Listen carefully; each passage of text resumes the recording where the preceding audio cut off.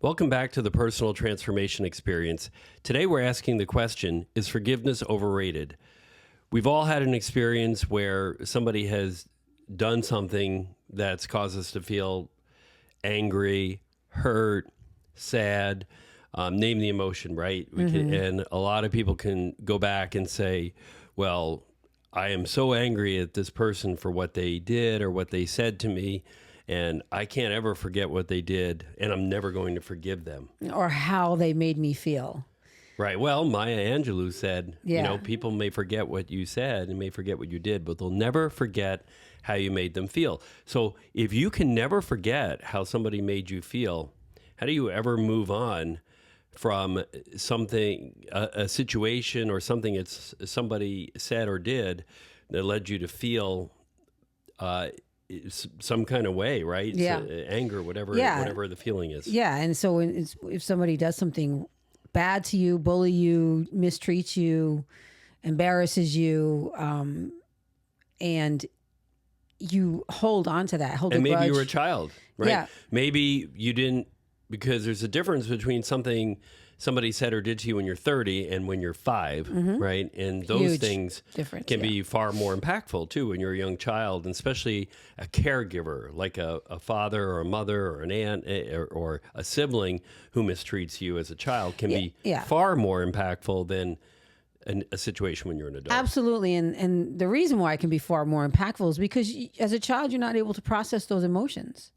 You don't really know what they are. You just know how they feel. And if you don't have an adult to help you process what happened, help you understand what happened and why, someone who's willing to repair with you, and they just, leave you with that, then that kind of goes into your body and festers somewhere. And an accumulation of these things become an issue because when you get older, now you're walking around with that perspective. So you've grown up. And you have this pain and anger sitting inside you that you were never able to appropriately process because you were a child when it happened, and really there was nothing you could do. And as a child, you may not understand why an adult in your life, especially a caregiver, spoke to you in a way that led you to feel bad about yourself or stupid or ashamed or guilty. Right. And so not only do you may not have a language to process the emotion, you may not, and I'm not saying there is a good explanation, but you certainly as a child can understand less why somebody is speaking to you in a way that's not nice. Right. And I think the big difference when you're a child or a young person growing up and you have this event happen and you're not able to process it, that's when, the people who you love the most are the ones that are capable of hurting you the most. And that's where forgiveness or the lack thereof becomes a really big deal as you get older, because now you're holding on to something because you don't know what to do with it. You weren't able to process it as a child, and now it's sitting in your body as an adult, and you're responding in adult ways to adult situations from that pain, that hurt child. Yeah. And so that's when you have to look at forgiveness in the sense of, first of all, we never forgive for the other person. You're not ever condoning someone else's behavior or something that you're never saying like that was okay. Right. What you're doing is forgiving yourself because you didn't respond in the moment, or you weren't capable of responding in the moment the way you wish you could have. You couldn't protect yourself. You didn't know how to protect yourself. So when you have that level of pain, it's very difficult to forgive. The best we can do is figure out how to process those emotions, recognize what part of you that pain is sitting with, and nurture that part and accept that part. Accept that the event has passed and that you really can't go back and do anything about it, but you can move forward by forgiving yourself for not being able to have the capacity or the capability of doing anything or what you wish you could have done in the moment, and finding peace with it, finding acceptance and peace. Sounds a lot like the therapy we talked about a while ago, internal family systems therapy. It is, yeah. Where you're really going back, and this part that may have developed, especially if there was a childhood trauma, this part now has evolved to kind of protect you from experiencing that trauma again, and it may hold you back later in life. Yeah. So sometimes, I know we've both done IFS therapy, and sometimes you have to go back to that part and say, it's okay that that person that hurt you when you were small is not here anymore, is not in your life, or maybe not even alive, or isn't able to do that anymore. Yeah, the part that was hurt as a 5-year-old child, 6-year-old child, whatever case may be, doesn't realize that you are all grown up now. So that part still thinks you're small and you can't protect yourself. So they're doing things, responding to things in events and people's behavior towards you in a way that's just could be detrimental to your life, your career, your relationships. So I think we need to look at that in a way and think about, you don't have to forgive. Forgiveness and finding peace about things, they don't have to both happen at the same time. If you can learn how to process those emotions, find peace within and acceptance, then, maybe that is forgiveness. I don't know. It's part of the healing process. But it is part of the sure. healing process. You're doing it for yourself. Forgiveness is for you, no one else. Forgiveness, I think for you. somebody said this is forgiveness is a gift that you give yourself 100%, because you're not forgiving for somebody else. You're doing it for you. You never ever, like, somebody does something wrong, you don't be like, oh, I forgive them or I forgive you. No, I mean, if you've got a aged parent and there were some things that they could have done differently and they recognize that and they try and repair, right, then that's a choice, right? You can say, I appreciate you saying that and looking back and seeing how you could have parented differently and you've learned from that. And I appreciate your apology, and I forgive you for what you did. If you feel that you can do that. Yeah. Some people in experience talk to older parents and they double down and still say, well, I did the best that I knew at that time, or I did what I thought was right. And they don't, and you're like, that was the best you could do. They're not apologetic. No. Or they say, I'm sorry that you feel that way. Yeah. Right? That's not an apology. Yeah. Yeah, no, I agree with that. Unless they're truly seeking sincere repair and to help you understand that they realize they made the mistake and they're accountable and they are taking accountability for it. No, it's not repair, but a lot of parents, most people are not going to do that. I think more are not capable of that, or they don't have they just don't want to do that at the end of the day. So now you're left with deciding, what's more important? Having a relationship with this person or, forgiving them. Yeah. So you have to decide, you don't have to forgive them, but if you want a relationship, you have to let certain things go. Otherwise, the relationship is not going to work. You're going to hold resentment and you're going to act on that resentment consciously and subconsciously with that other person, so. Some people, they hold something over somebody but I put a roof over your head and I put you through college, or I bought you clothing, right? Or even in a relationship, in the context of a relationship, somebody can justify I wasn't perfect, but I did, but what about all this other stuff I did for you? Yeah. I see, almost to try and put a guilt trip back on you for. Yeah. I struggle with that. I see parents doing that sometimes with their kids, saying, but you have to keep everything the way I want you to keep it. Because I bought you those clothes. I put a roof over all these things I do for you, and this is how you treat me. That's not a good approach, I don't think. No. And then later, right, you grow up, and then how do you forgive that parent for acting that way? Right. Your child is not a return on investment. You don't get an ROI with your kids. So you do things because they're your children, and you do things selflessly, and you don't need to rub it in their face. Oh, I put a roof over your head. I buy all these nice clothes. I spend, all this money on you.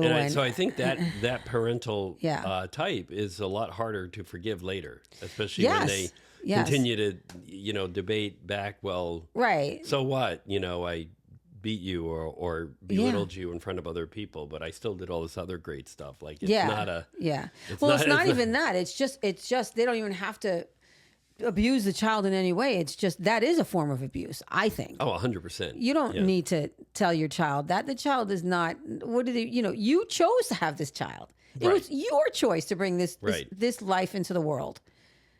So unless you were prepared to do all these things, it was your choice to put this, nobody put this kid on you. They didn't choose to be here. You did. So now you have to choose to take care of them. That's part of the deal. So it's not like, But these parenting styles create open emotional wounds for children who grow up into adults, and it affects their relationships. And that's why it's so important to be able to get perspective on these things. Yes. Because if you could end up repeating that as a parent. Yes. Worse. Or, you're going to be looking for negotiable relationships, right? Where, okay, well, you have to give me something because, and yeah, you're going to be looking for the wrong things. But getting back to the difference between forgetting and forgiving, in a situation like that, you grow up now, you're not going to forget the way you were treated as a child. No, and it's hard for you not to respond to that either, because that's all you know. So you have to kind of relearn how to have a healthy relationship, because that's not a healthy relationship from my perspective. Right. I could be wrong.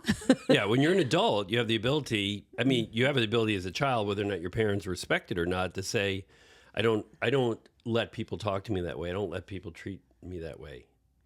Yeah, but what child's going to say that to their parent? No, they're not, right? No. Especially an abusive parent. No, right? yeah. So it's very hard. Then if you're in that space where you're used to someone mistreating you, belittling you and so forth, and then you grow up to be an adult, you're not going to just flip that switch and all of a sudden no, so you're going to enter into self-empowered So in your mind, love is this. Right. This is, if you love me, this is how you should be treating me in this abusive sort of way where I owe you something. Right. And that's not healthy. Then you're going to seek out those relationships, and then and it's just going to get deeper and deeper. I think, though, there's a process of realization. I know it was for me because I was a people pleaser. I was a doormat. I allowed people to mistreat me, talk negatively in public about me and other people while I was standing there, because I endured some of that as a child, right? Yeah. And I kind of thought that was how it works. And so I think then when your eyes start opening up and you realize people in healthy relationships, people that are healthy parents with healthy children, emotionally development speaking, don't treat each other that way. They treat each other with respect and kindness, and approach each other with curiosity, not judgment. Yes. Then, when you realize that that's the norm, and you start to realize that, like, oh my goodness, right, the way my parents treated me was horrible, right? That's sometimes when the anger develops later. You might be in your 20s, your 30s, or even your 40s or later. And struggling. And say, oh my God, my parents were horrible, right? And you didn't realize it before because you thought it was norm. And you start going through therapy or getting into a healthy relationship and working stuff out. That's a lot of times when the anger gets intensified, actually. Yeah. Is when you start realizing that you start processing this stuff. Then and you're people like, get angry. what the hell? I know, Patrick Tian is a therapist out there on YouTube, has been lionized because he talks about breaking off ties with parents that treated you like that once you come to the realization, right? So that's a decision you have to make for yourself. If you have to cut ties, but what we're saying here is, you want to forgive yourself, and that means, okay, it's not my fault. Everybody's seen Good Will Hunting, right? It's not your fault. If your parents treated you poorly, kept you back from certain things, kept you back from being your best self and realizing your potential, it's not your fault. No, right. It's not. They should not have treated a child that way, but they did. You realize it now, and so you can make a choice, right? Because you can go through life angry and say, I hate my parents, and I hate this person, and I hate what they did, and all that stuff. And you can walk around with all that anger and hurt, and guess what? You're not going to go far. No, it's going to block you. It's going to put barriers up at every turn. You're going to have barriers everywhere you go because you're walking around from that perspective, and it's not healthy. So it's a choice to let it go, but we're not saying be attracting that stuff it's in. okay your parents treated you that way. We're saying you're not going to let it change the way that you operate in your life. And I think Patrick Tian really spoke to the idea that, you don't have to, because they're your parents doesn't mean you have to stay loyal to them, doesn't mean you have to always have a relationship with them. They're your father, your mother. You have, it's your job to, no. I think what he did was say, look, if you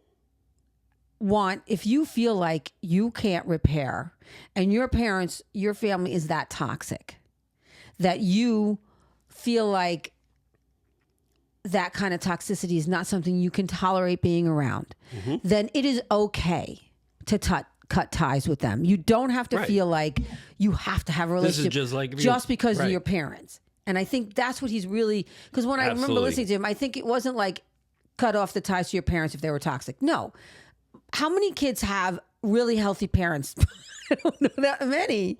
To be honest, I really don't know that many people who grew up whose parents weren't effed up in some way or another, but so you go back and if you can have a good relationship now that you know better and that you're able to process this stuff and able to let it go and recognize that this is who they were.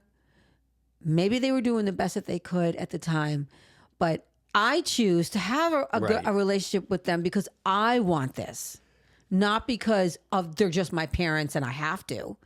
So I don't think he wanted people to feel like they had to be coerced into or had to have this relationship because that's just, that's what you do. And I think that's what always has been the thing, like people over the years. And he's like the first person to really come out and say, no, you can absolutely cut your ties. I did it. You know what I mean? Like he used himself as an example. Right. And I appreciate that. That's something that some people needed to hear. Yeah. Nobody should feel guilt, right. about that. Like I'm going to stay with my family because I feel guilty. Right, and let them continue to treat me however they want because that's how it works. Well, again, if you want to have a relationship with your parent, you could hold those boundaries. I found boundaries. Yeah, if you want to speak to me and have a relationship with me, those are the things these things are off limits, right? Right, boundaries are crucial. If you're going to continue a relationship with a sibling or a parent that you had a bad relationship in the past with, you have to hold boundaries, and you have to set the tone for how you want them to treat you. And if they can't conduct a relationship with you and treat you the way you expect to be treated, then no, you obviously can't have that relationship. That's not something that's healthy. But if they can, and you can keep them, right? And, then absolutely go for it. So the same is true in any relationship, right? A work relationship, right? And if you try to set boundaries and you're unsuccessful, then yes, you at some point could look for another job, right? Yes. You don't ever have to feel stuck. The same thing in a marriage or any other type of partnership like that. You don't have to feel stuck, and you can say, sometimes it just didn't work out, right? Sometimes you're just not the right fit somewhere. And sometimes you're not the right fit with your family. Right. That's true. Just because you're your family and you share genes, right, doesn't mean that they're going to be people you're going to be friends with. I have family members that I would say, I would be friends with them even if I wasn't related to them, and some not. Correct. And that happens. Yeah. Yeah. And I always think that's a good way to think about it too. Would you choose this person as a friend if you weren't related to them? And the big thing is not to feel guilty about how you feel about it, right? Like, well, I should feel this way, or I should call them more often, or I should have this relationship, right? Those are things that... Yeah, because when you feel guilty, I love Dr. Becky's explanation that guilt is really when you're not aligned with your values. Yeah, you had an action. Like you did something that wasn't aligned with your values. So you have certain values, and if you accept someone else's behavior and you respond to them that's not aligned with your values, then that's guilt. And so, like when a parent wants to go out with their spouse and the child's freaking out because they're 3 years old and they want you to put them to bed, and you're like, the babysitter's here, she's fine, and I love you, and I know this is really hard, but I'm gonna go out and you're gonna be okay, and I'll see you in the morning, and I'll whatever. So but she doesn't feel guilty. You could feel guilty about leaving your kid alone, and then that's not aligned with your value of I value my relationship with my spouse. Yeah. So I want to go out with them, and I want to spend some alone time and have an adult conversation with, whatever. And which you have the right to do. You have a right to do. So that's just an example that I could think of off the top of my head. But when it comes to dealing with family or somebody who's mistreated you and, you're not willing, or, you're wondering, should I forgive them? No, you forgive yourself for whatever you did in that moment. And it's okay if you couldn't protect yourself. It's not your fault. Their behavior is not a reflection of you. Their behavior is a reflection of them. Always remember, somebody else, if someone treats you, behaves in a way that's not okay to anybody, that's a reflection on them, not you. I feel this is less about forgiveness and more about acceptance. Yeah, well, forgiveness is acceptance, right? If you ask some people. Yeah. If you can forgive, you have to accept, right? Or either way. But I think acceptance is a little bit different because you're accepting what happened. You accept that you have to move on.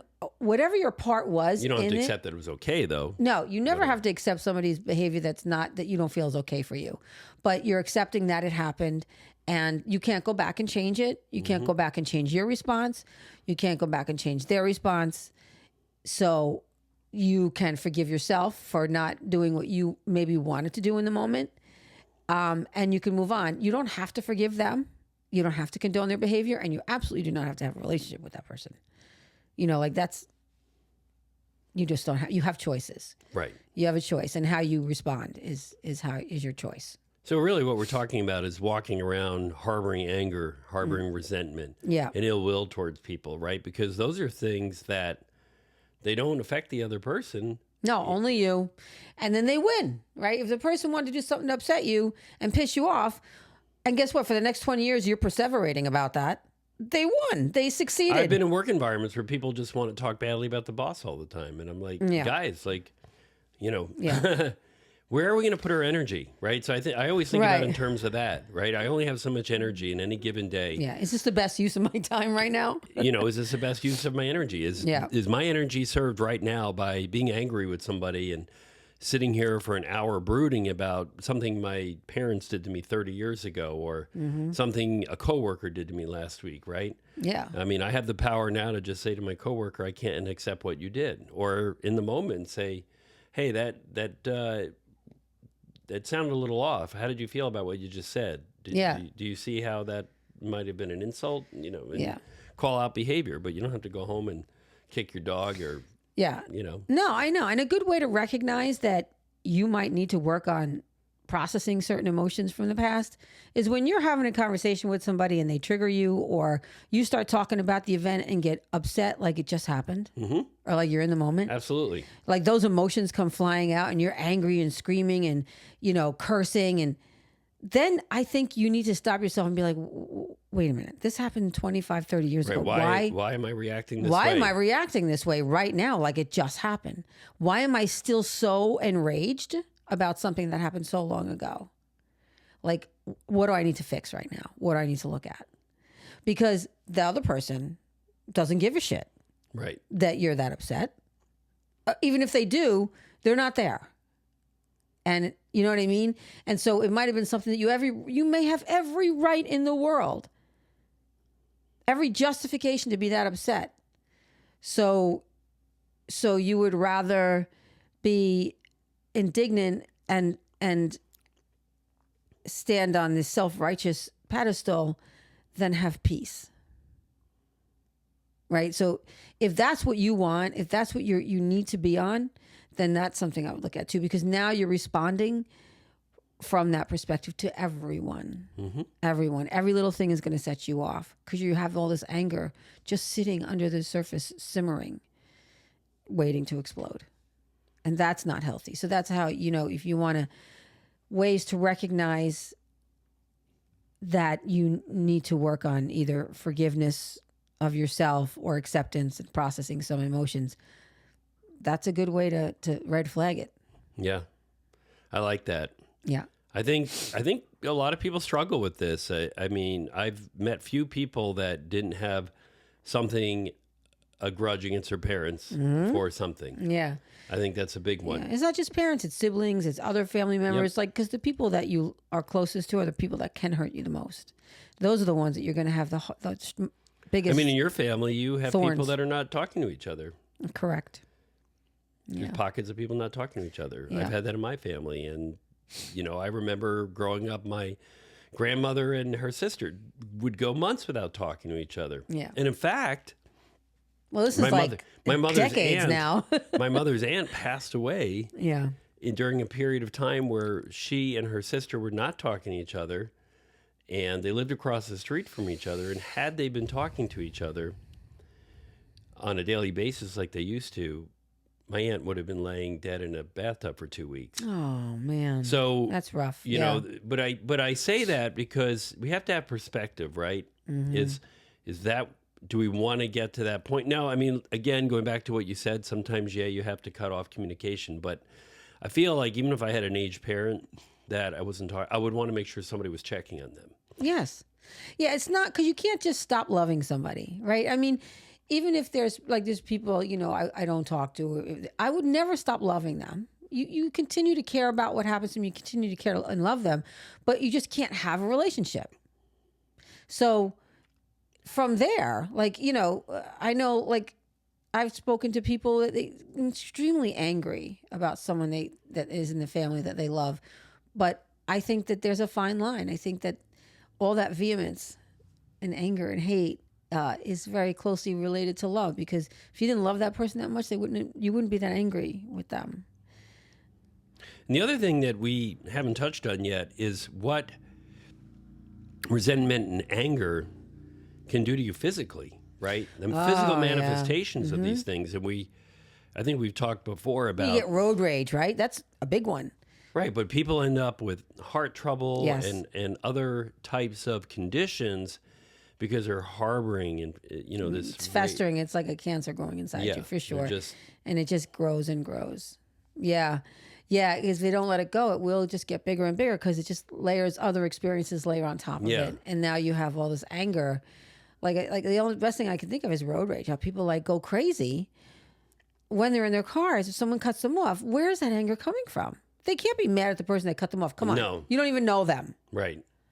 So, I know Larry in our meditation group always talks about quit taking it personally. Q-tip, right? Q-tip, yeah. So when you think about that person that cut you off in traffic, or maybe even your parent mistreating you, it wasn't about you, right? There was something, we it's love never that book. about you. What happened to you, right? Right. So sometimes there's things that happen to other people. We don't know necessarily how our grandparents may have treated our parents, so you have all these things.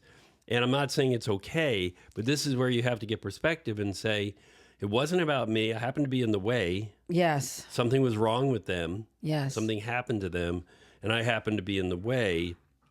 Now, it doesn't excuse or justify the behavior. No. But it allows me to shift my perspective to say, I'm going to let that shit go and not invest my time, energy, and mental processes around that, because it's not going to serve me. No. And that's what we have to look at every day, is what I'm giving my energy to serving me? Is I'm giving any time of the day to thinking about anger toward my parents? Right.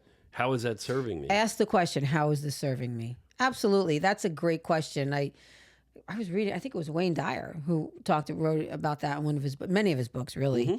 Ask yourself, how is this serving me right now? How is this emotion? How is this behavior? How is what I'm doing right now serving me best? And if you can't come up with a good answer, like something productive, then clearly you need to think about, why am I doing this? How do I let this go? If you let go, you can let in. I love that, because when you let things go, the universe brings to you, you're open to all the abundance and beauty in the universe. So that's how I look at that. You have to let go, though. And quoting Thich Nhat Hanh, the way out is in, right? So if we're bothered by these, or if our thoughts are intrusive about these things, then we have to go in, right? We can't necessarily look for something outside of us. It's an inside job, yeah. It's an inside job. We have to go in and look at those thoughts. And that's why we meditate, right? The meditation is so critical, because it slows down the thought process. It gives you time to look at your thoughts and observe your thoughts. Because the worst thing you can do is just be constantly caught up in your thoughts and going with your thoughts. You have to be able to separate yourself from them. Thinking is a verb. Thoughts are a noun. Observe your thoughts. Don't be your thoughts, right? Yeah. And when you start really slowing down your mind and meditating and spending time with your mind, then you can look back and say, wow, these thoughts, okay, let that go. Yeah. And then question, why are you investing so heavily in some of those thoughts, right? So I think it makes it easier to separate yourself then from that and say, okay, getting caught up in those thoughts doesn't serve me. I can't stop a thought. We can't stop thinking. And we can't change a past, and we can't forget, because Unless we have amnesia, the brain's going to call things up. But it's what we do with that that matters. We need to create space. And I know, like, talking to members of my family or our friends or whatever, and they were like, well, how else was I supposed to react to that? Right. Well, there's lots of ways you could have reacted to that. You could have taken some space. You could have used silence. Silence is like the best tool. If you could do it, just be silent and let that shit just sit in between them. Well, yeah, Jefferson Fisher says, let your breath be your first word. Let your breath be your first word. A lot of books I read say that. But like if somebody says something like insults you or throws an insult your way, just look at them and just let it sit there. Because now they're going to get really uncomfortable that what they just said is sitting in between you. The power of the pause. The power of the pause. And it gives you that opportunity to create space between your own reaction and the way somebody behaves. So if somebody does something or behaves a certain way or says something to you, now you can stop and take some space. Because immediately responding to that stuff is never good. No. Because nothing ever good is going to come out of your mouth. Ready, aim, fire. Right? Yeah. You're just going to shoot and hope that you hit the target. You know, you're not even aiming. You just bleh. So that's where meditation really does help. And it's a practice, and it's not to say I do it. You know, a lot of times I immediately respond, but I'm getting much better. I will wait. I will be calmer. Not always, but I can now. Now I know I can do it. Yeah. Well, I've seen a lot of change in you in the 16 years that we've been together. I hope you've seen some change in me. And that's why we decided to do the podcast a little over a year ago, because we felt, okay, we've been having these great conversations. We've been helping each other in our own personal transformation journey, and said, share this out with the world. Maybe somebody can pick something up from what we've experienced and make their life a little better. Absolutely. That's the hope. All right. Well, thank you for joining us. Have a great week. Like, subscribe, all those good things. We'd love to have you back and have you back on a regular basis. And if you have any comments, please feel free to leave them below the video. See you next time.